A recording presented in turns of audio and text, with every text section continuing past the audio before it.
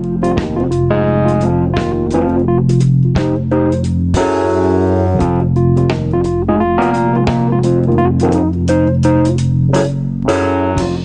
to the Robert Wenzel Show. Please stand by for Robert Wenzel. Hello, everyone. Welcome to the Robert Wenzel Show. I'm Robert Wenzel. My guest today is Casey Mulligan. He's a professor of economics at the University of Chicago. He received his PhD degree from the University of Chicago in 1993 and has also served as a visiting professor teaching public economics at Harvard University, Clemson University, and the Irving B. Harris Graduate School of Public Policy at the University of Chicago.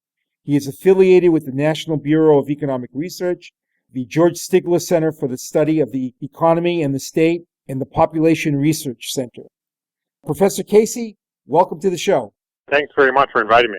Okay, I found your book fascinating, an important book, because I think it shows a lot on how the recession was extended, but it wasn't completely clear to me.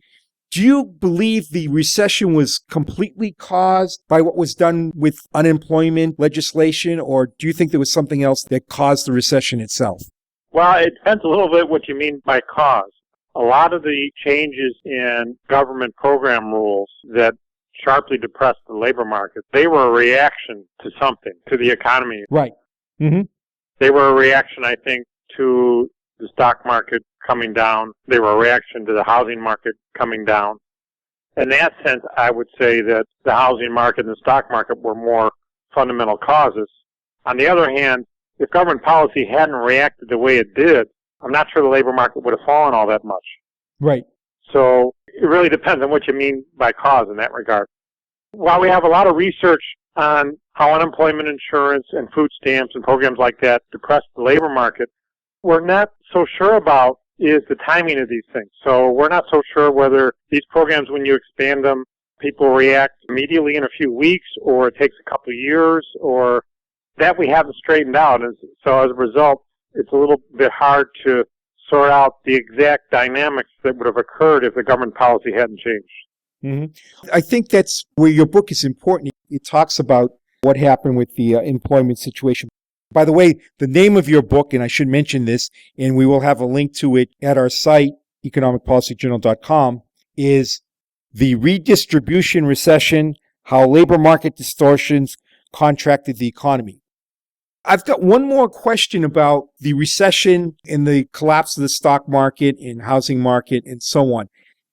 At the University of Chicago, do you follow at all Milton Friedman's theories on money supply and their impact on the economy, or is that something you rule out or you just don't focus on very much? Well, I definitely read all his work in that regard. I thought a lot about how monetary policy impacts the economy. Milton Friedman himself didn't really nail all that down. He had an excellent book with Anna Schwartz showing a pretty clear connection between monetary policy and the economy, but he didn't really work out what's the mechanism. How does the monetary policy translate into a recession or a depression? In my opinion, there's some interaction there between monetary policy and these safety net programs. A lot of the safety net programs, they pay out dollars, and policy determines what a dollar is worth. So I think they kind of fit together, and they're not really competing explanations of where business cycles come from. Mm-hmm. Okay, so are you saying money was involved or not involved? You would have had a deflation. We had a little bit of a deflation, but if we had a sharp deflation like we had in the 1930s, the safety net programs that I write about would have depressed the labor market even more. Now, let me ask you this. Are you familiar what happened to the money supply in the summer of 2008? For sure. One could argue about how to measure the money supply, something Milton Friedman argued about it too, but, the monetary base grew very sharply, and the number of reserves, I think, grew by a factor of 40 or something like that. In the summer of 2008? No, that would be toward the end of the year, I think. Right. But do you know what happened in the summer of 2008? At the top of my head, I don't remember. Yeah.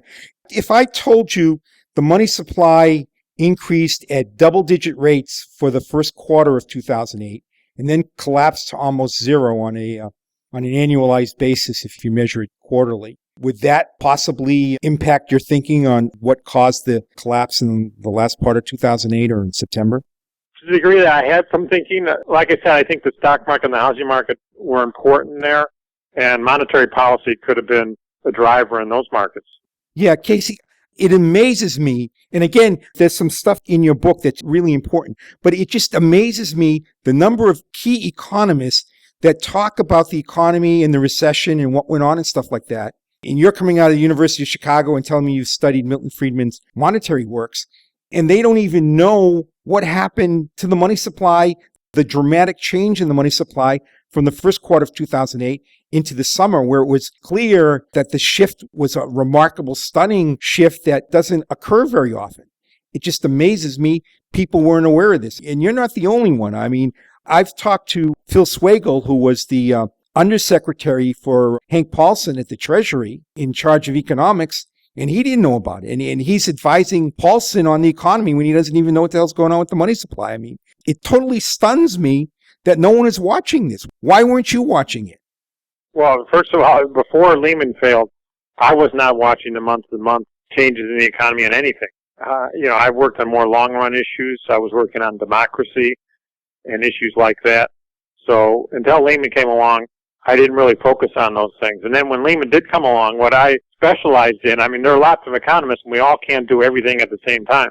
What I specialized in is the question of, well, how do bank failures or housing crashes turn into a labor market depression? I specialized in that question. And of course, it's another good question, maybe a better question, why did we have bank failures in the first place? Why did Lehman fail? And maybe that's what you're getting at, but that's not something I've specialized in even up till today. Yeah. Do you know of any economists that specialized in that? Specifically, any economists that were watching the money supply? Again, you're coming from the University of Chicago, where Milton Friedman looked at the money supply, and I can't seem to find a lot of economists in real time. Douglas Diamond and Neil Kashup, these would be some of the people in Chicago who specialize in economics of banking. Yeah, let's move on. My point is made. It's just utterly remarkable that you can't find an economist out there at the University of Chicago, in other major universities, or even outside the universities that were looking at the money supply. I find it stunning. By the way, my thought with regard to money supply, just to move it a little bit further, is that the reason the collapse came in the housing and stock markets is because those are capital goods sectors, in my view. And if you look at the Austrian business cycle theory, the theory of Hayek, who taught at the University of Chicago, basically that's where you would expect a collapse. If you've got money increasing and increasing, if you see the boom in the housing and stock market, that doesn't surprise me, because those, in my view, are capital goods sectors, and that's usually the first place new money hits. So it doesn't surprise me that that's what was going up and that's what was booming, given the amount of money that Alan Greenspan printed and the amount that Bernanke did early on. And then he just slammed on the brake, and it fits completely into the Austrian Mises Hayek theory. Would you have any dispute with that? I said I had more looked at, how do banking failures turn into a labor market depression that lasts, 5 years and counting. Okay, I'm now going to get off my Austrian business cycle theory soapbox and move on to your book, which I think is a major contribution as far as understanding how, once the business cycle kicked in and the crash occurred, how the recession has been extended and dragged on because of what's gone on as far as minimum wage laws and unemployment insurance and all that kind of thing. You point out, and I don't think many people realize this, George Bush actually increased the minimum wage 3 times between 2007 and 2009. And you see clearly, the logic is there, but you've looked into some of the numbers, and it shows where that certainly would have an impact on unemployment. Am I correct there? There was one piece of legislation, as I remember, and it has Bush's signature on it. Now, he was dealing with the Democratic Congress and whatever, so I'm sure his people would point the finger, but it's got his signature on it. And there's some legislation I point to in the book that has no president's signature on it, which is kind of sad, but the Congress passed it and overrode Bush's veto, and was another big factor in the help that's available to people who don't work these days. But again, can you talk specifically, you mentioned Bush increased the minimum wage 3 times. Do you know offhand from what rate to what rate? It ended at $7.25 federal. There are some states who differed from that. Yeah. It started, I believe it was at 515. Mm-hmm. And then, of course, in your book, you show how this causes unemployment amongst the youth and things like that, the early stage people trying to get their first jobs. Am I correct there? Yeah, the minimum wage, I'm sorry, I said 515. It went to 585, and then it went to 655, and then 725. And the types of people it affects would be the people who might be working for less than the minimum wage, which is really a minority of the population. They still count, but a minority population. They'd be younger, or high school dropouts would be the main groups of people who might want to work for something less than these days 725. Another point that I found interesting in your book is that the number of elderly actually increased as far as being employed. Is that correct? And what do you attribute that to? Not only just the number of elderly, but I measure it on a per capita term. So the fraction of elderly who work was actually higher after the recession than it was before. There's been a little trend in that direction. That's part of it. Another part of it is that elderly lost some of their wealth, housing wealth, stock market wealth, and therefore some of them made the decision, I'm going to retire later or maybe go back to work. The reason I pointed that out is not really a book about the elderly. It's just that that's a group of people who, due to circumstances, wanted to work more, and they did work more. And I think the big reason that they were able to do that is the safety net programs for them did not expand. They did not see an expansion in what they could earn while they're not working or while they're unemployed. Most of the programs that grew are primarily for non-elderly people. Mm-hmm. Okay, now you talk quite a bit about the 2009 American Reinvestment and Recovery Act and the number of things that were in that act which really gave people incentive not to work. The Recovery Act or the Stimulus Act, it's kind of ironic, or maybe you want to call it funny, that it had clauses in it like making work pay or earned income credits. But on the whole, the act did not make work pay. It made not working pay better than it used to. It did that in a number of fronts. It offered a bonus to unemployed people, took their usual unemployment check and added $25 to it. They also guaranteed that $25 wouldn't prevent anybody from getting on Medicaid. They helped expand the food stamp program, paid more in benefits to everyone, helped states be able to afford more people on the program. It paid for 2/3 of the health insurance for unemployed people. And that's some big bucks right there, especially from the point of view of people who don't normally earn that much anyway. They have the government helping out with $8,000 or $9,000 a year of health insurance while you're not working. That's a big deal. And if you went back to work, you lost all those things I mentioned. You lost all those things. And I could go on, but those are some of the major changes that we hadn't really seen before in other recessions. Were a big deal in raising the pay for people who don't work and not raising the pay of people who do work. You mentioned at one point that the 2009 benefits increased by almost $16,000. I mean, that certainly is a lot of incentive for people to stay unemployed. Now, we also have something called the people that are disgruntled workers and are no longer looking for work. Do you have any thoughts on who those people are, and should we really consider them part of the unemployment picture? I think they should be considered. Two facets to it that make it unusual. One of it is partly a state of mind. It involves, technically you're not unemployed if you're not looking for work, which is a little bit of a state of mind. So you got to have someone who's out of a job but not looking for work, they're not count unemployed. Mm-hmm. And for that reason, I like to just look at employment. Employment is not so much of a state of mind. You're either working or you're not. But the other aspect of unemployment that's really more critical is it qualifies you, despite being a state of mind, it qualifies you for a set of benefits. So if you admit to the government that you're not looking for work, there's a whole bunch of benefits they won't provide for you. And these interact there. Then obviously someone better think twice about advertising their state of mind if they're going to get a benefit taken away. You want to look closely at the number of people working, and that's way down. Actually, I look at it on a per capita basis to recognize the population is growing. And the fraction of the population that works now is way down. It's barely recovered at all. And that means there's a lot of people who aren't working, who used to. Some of them are unemployed, and others are, as you said, discouraged or disgruntled.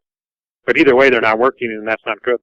Yeah. I also saw some data that some people that are moving off the active unemployment rolls are actually people that are students and are getting government loans and things like that. So is that another way that the government is sort of pushing people away from employment with student loans? The short answer is yes. That tends to happen in recessions, that there'll be more people going to school. And what I haven't looked at closely yet is whether that occurred at an abnormal rate these days. But it's definitely occurred. And when we see it even at our own university, that the number of people who apply and the types of people who apply is different these days than it was during the expansion. Mm-hmm. Now, I know this isn't part of your specialty, but do you have any thoughts, any sort of gut feelings on what's going on in the Eurozone, particularly with Greece and Spain and in the high unemployment levels there? I thought for a long time that before the euro got formed, I thought it was a bad idea. I'm not such a big fan of big countries, especially countries where it's bringing together people that are so different and they speak different languages. I didn't quite see the wisdom in it in the first place. So, in a way, the recession was maybe the straw that broke the camel's back. I'm not sure Europe had a long future together. Mm-hmm. You know, why the crisis has created such high unemployment and differentially so in other countries, that's something we're continuing to work on. I mean, one thing I look closely at naturally would be the safety net, and we're just beginning the project now to do some of the things I did in my book for European countries. As I mentioned early in the show today, I think monetary policy and these safety nets interact. So if there is a deflation of any kind, that reduces the pay that working people get, but it doesn't reduce the pay that non-working people get. And that's a problem. And you'll see a lot of unemployment in that type of situation. So we're still kind of quantifying all that. But I mean, someone needs to study it. The situation in Greece is not good at all. It's much worse than our own, and we need to understand what caused it and how to make it better. Yeah. We had on the show a while back a money manager, a gal who was from Spain, and she was telling us that the way the so-called safety net is structured in Spain, it's to the advantage of many, many people to go on unemployment. If they don't want to work and really don't have a work ethic, they can actually make more money by going on unemployment, and it's for extended periods of time. And the regulatory environment is very, very dangerous for corporations and other businesses to hire people, given the fact that if something goes wrong, they're on the hook for quite a while. That situation you mentioned is not unheard of in the United States. I'm not saying it's the average situation, but there's still millions of people, especially when the stimulus bill was at its peak, that really could make more not working than working. Mm-hmm. It wasn't a whole lot either way, but of their two options, working and not working, they might have found that not working was going to pay them more, at least for a year or two. Yeah. So in your book, you point out, for example, that the unemployment benefits are extended from 26 weeks to 96 weeks. So that obviously, anybody who's already on unemployment, it gives them an awful lot of incentive to just sit there and collect that for another 70 weeks, which is a stunning extension.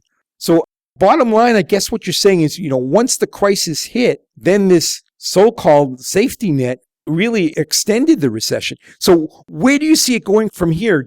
Is incentive going to kick in for them to get jobs at this point, or what do you see happening from here? The normal situation we would see in the business cycle is that the safety net would expand a little bit, nothing like what we saw, but the other part would be that it would be temporary. They'd be temporary measures. There were a few temporary measures. The 2/3 health insurance subsidy I mentioned did expire eventually. They extended it once or twice, but it finally expired. Other things like food stamps, they have no expirations. The eligibility expansions, it seems like they're permanently. In fact, I just read the food stamp report that came out over the weekend, and they mentioned yet more states that expanded their food stamp program in the last year.